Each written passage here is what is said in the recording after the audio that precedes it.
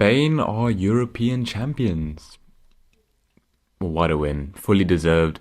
What can we say? Like, the Spanish team were dominant throughout this tournament. You just have to say it. But today's video is more about England. Because how can the English be so consistent in getting to latter parts of the competition, but when it comes to actually winning big key games, they just cannot make it happen. So we will touch on Spain a bit later because we have to give them their props. But today it's more about what is wrong with England as a nation, England as a footballing nation, because it's something we have to talk about. Like, it's become too much of a problem and the same excuses are being used throughout. So, England. Let's start with the main issue. The face. Gareth Southgate. And look, I want to give him props. I have to give him props. Like, he's taken his team to 2 finals, a semi-final and a quarter-final in the last 4 major competitions. You have to give him his props. You have to say he's probably second most successful England manager of all time, obviously after the old man that won the World Cup with them. But let's be real for 2 seconds. You cannot win tournaments coaching the way Gareth Southgate coaches England. It just can't happen. If we look at the teams that were successful, or let's talk about teams that have been successful throughout the last few major competitions. I mean, we look at France. Didier Deschamps is the most ruthless man that is coaching out there right now. Griezmann, who is one of the most important players, especially in the last 2 World Cup campaigns, was benched multiple times throughout this tournament, and Deschamps doesn't care because Griezmann, let's be real, he wasn't on his game. This whole tournament, he wasn't on his game. He was a ghost, and I think it's also because of probably where he was playing, but that's a conversation for another day. So if you look at managers like that, they are ruthless. They know they're going to do what they need to do to win. With Southgate, there's this level of favoritism that we see because you cannot play the same team for 7 weeks, or not 7 weeks, 7 games in a row and expect different results. I'm sorry. They should have seen from the group stages already that something wasn't right. And look, they changed to the 5 back. They brought Kobe Mino in. But those aren't significant changes. I'm sorry. If you want to win this tournament, you cannot have Harry Kane playing in that system. Harry Kane's a world-class player. I, for one, am someone who's really loved Harry Kane throughout his career.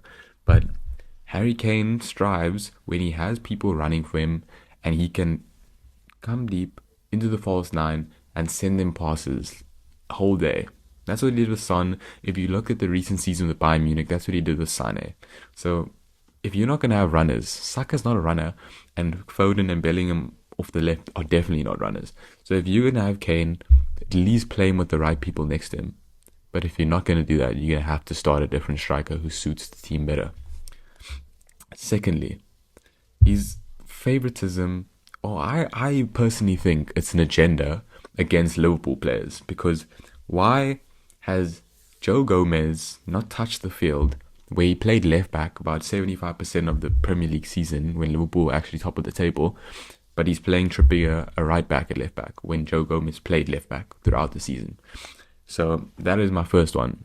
The big one, obviously, being Trent Alexander-Arnold, arguably, in my opinion, the best right back in the world. Most people probably say top 3 at least. You have to have a player with that quality starting in your team. People are saying that Trent is a defensive liability, and sure, Trent's lazy, but let's be honest, how many goals this tournament has come from Walker's side? And I'm not saying it's Walker's fault, not at all, but if Trent was defending, bro, I felt bad for him. Like, I would feel so bad if Trent was in those situations, because if that was coming from Trent's side, like, English fans would be calling for his head. So it's definitely a thing of the media has favorites, the coach has favorites, and it's going to hurt them if something doesn't change, because you cannot have someone who is so gifted with the ball at his feet and going forward. England aren't a problem defensively. Sure, they conceded first a lot in this tournament, but they weren't really a problem defensively. And when you're struggling to score goals and you have a creator like Trent on the bench, I'm sorry, surely it's a no-brainer. But man, that's literally, it's one of the most mind-boggling things ever. I really feel bad for Trent. It's a tough one being at the peak of your powers and you can't play in your rightful position. The midfield experiment sure didn't go great, but to not play in your rightful position is criminal, man. Foden, Bellingham, big players going into the tournament. You have La Liga MVP and Premier League Player of the Season, and they kind of went missing. Both of them were sort of trying to do too much. Foden trying to score screamers, Jude trying to win with these mind games and these antics. They were both trying to do too much and be that star man who's going to get them over the line. And unfortunately, by trying to do too much, they had a shocking tournament. I'm not gonna hold anyone against that. Bukayo Saka, though, well done, my brother. Probably the best player at this tournament. I'm not gonna lie. He was best attacking player. Mark Way, what a player. He had a great tournament. His first tournament for England, and he literally looked like a veteran in that team. So shout out to him. He did amazing. But yeah, Bukayo Saka did look the most threatening up front. And yeah, otherwise, if England are going to want to win trophies, they're going to have to either change their management, they're going to have to make some tough decisions on selection, or they're going to have to, which is probably the most important one, find a play style. This anti-football technique is not going to work. England play anti-football. They sit back, concede, all of a sudden now we need to go score. Like, what is that? What type of mentality is that? Then they score and boom, now they sit back again and they concede. And it's just a whole thing. The problem with England is they had the easy run. They're probably going to make it to the final. Moments did save them. Like individual brilliance. People acting like Southgate did this. No. England had the best team on paper at this tournament. They're supposed to do well. But people are saying, oh, his style of football took them through. No, that's not the case either. The fact that he has the best team on paper means you have world-class players that can pull on world-class moments. And I'm sorry. Watkins' goal, screamer. Saka's goal, screamer. Jude's bicycle, screamer. Cole Palmer, screamer. These are all moments of individual brilliance where a player just came and took the game by the scruff of the neck, did something crazy. You'd expect that from those players, but you don't expect that to win you tournaments, because at the end of the day, a team wins the tournament. And if your team's not going to be playing well, it's going to be very difficult to win. So it is what it is. England, they're going to have to sort something out. It's really like, I'm not an English fan, but obviously I'm a Liverpool supporter and I watch these players week in, week out. So you kind of build a connection to them. Now let's go to that Spain side, because wow, what a team. With the group of death, the run they had, let's talk about the run they had. 7 for 7 wins, never done before, firstly. But in those 7 wins, they had the group of death where they beat Croatia, who's no walkover, let's not get it twisted. Italy, the reigning champs. Germany, probably my favourites going into the tournament. France, the favourite going into any international tournament. And then England, who seemed like they couldn't lose the game somehow. So, if we're being honest, this might be one of the best international tournament runs. And, yeah, I will say that Spain fully deserved it. Their coach, he coached every single person off the field. Every single coach that he coached against, he coached them off the field, because how can you have a midfield that controls the game and then 2 wingers that are so explosive, so beautiful to watch, like that are so direct? And that's the problem with Spain teams of late. So obviously Spain had their dynasty, but that 12-year gap between 2012 and now, It's not like they lost their identity. They were still playing possession-based football, but they were not winning games because they couldn't score goals.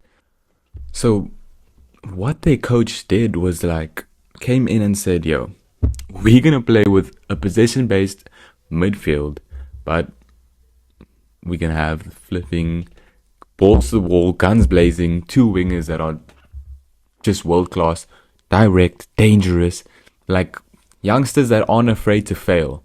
So his plan was amazing. I mean, let's talk about those two wingers. Lamine Yamal, I don't even think there's words to describe him because it's something I haven't seen in my lifetime. I mean, was 16 years old throughout the tournament, turned 17 the day before the final. I've never seen a player that good at that age, so I really can't comment. Like the things he's doing, like we can't actually pretend that it's normal because youngsters come into professional teams and they have to adjust. They have to adjust to the speed, the physicality. It's a whole different ball game to academy football. But what he does, he comes in there and he's literally the best player on the park. He knocked out players like Kroos, Mbappe, Modric, like world-class players, veterans that are, some of them are challenging for Ballon d'Ors, and he's just the main player on the field, the star. Everyone's looking at him. Nico Williams, on the other hand, probably arguably even better tournament. It's just he's 21 years old, amazing, but if you have a 16-year-old playing on your team, it's hard to have the shine on you. So shout out to him. He did his thing, scored a great goal in the final. What a goal that was. Obviously both of them linked up for that. But yeah, man, if he goes to Barcelona are in good hands. Like, they're going to have a great team. So lastly, I just want to touch on Rodri, player of the tournament. In my opinion, I don't know why this is not being spoken about more, or why this agenda is not being pushed harder, but why isn't he in Ballon d'Or shouts? Like, he should be a serious contender. I saw something like he's won 8 trophies in the last like year and a half, but he's lost 4 games. Like, well, this is when he's in the team. Like, how is that possible? He is literally the best midfielder in the world, arguably one of the best players in the world. So yeah, I think Rodri really deserves the Ballon d'Or. None of those Madrid boys, if I'm being completely honest. I mean, none of the international teams really looked great. Brazil were out, so Vinny's not there. Jude did nothing at this tournament. Kroos got knocked out early. That retirement agenda is not working. So, in my opinion, Rodri, like, when he's on the field, it just looks like his team cannot lose. Whoever he's playing for, he controls the game so well. The tempo he plays at, he knows what to do and when to do it. Like, he just knows when anything needs to happen. He's just so amazing. So, and when he got injured in last night's game, bro, I won't lie to you, I thought, here we go. England bailed out again, because that's just how important he is to that side. Like, if you looked at the teams before the game on paper, Spain's team looks nothing compared to England. Like, some of these players before the tournament, you're like, Normal, who is that? Laporte, playing in Saudi. Carvajal's old. Fabian Ruiz is playing for PSG side and he wasn't great this season. Morata, their captain. So, I mean, you look at that and just like, how does that team compete? But the difference is coaching. It's just simple as that. The difference in the two teams is the coaching. I mean, a lot of Spain's players came through the ranks with De La Fuente, so they know his play style. And I mean, it just shows how a football organization can be run. And the Spanish Football Federation did a great job with that. So, honestly, the Euros were great. I picked up an amazing shirt. And, yeah, I think it was a great tournament. People didn't like it, to be honest, but I loved it. It was a great tournament. Spain looked amazing. Germany looked amazing. It's a shame they were out so early, but they did lose to the eventual winners. So, yeah, I will say, GG's. Shout out to Spain, England. Come again next time, man. Like, it has to happen eventually. Maybe it won't happen. I don't mind if it doesn't happen. So, yeah. Anyways, thanks for watching. Let me know what you think. And, yeah,